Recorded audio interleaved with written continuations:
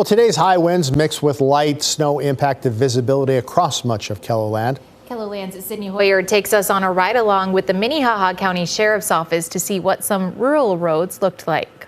Just north of Sioux Falls, wind gusts over 50 miles per hour blew snow across highways, creating issues for drivers. The lighter, fluffier type snow really makes visibility a challenge for drivers, and then it kind of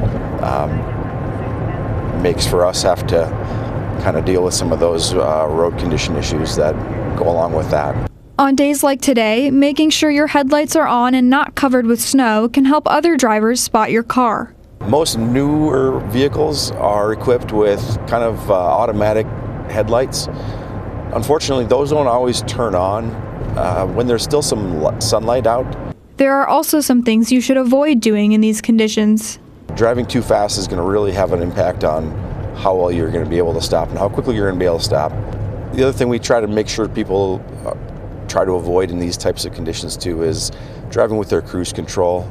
To make sure people know about those conditions, sheriff's offices, police, and the highway patrol often turn to social media. We try to put some advisories out from our end as to what we're seeing, whether it's slippery roads or poor visibility.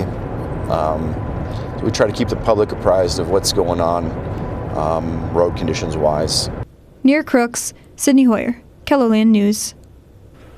And you can find live weather updates for all parts of KELOLAND on our website under the Weather tab. You can also download the free KELOLAND Storm Tracker app.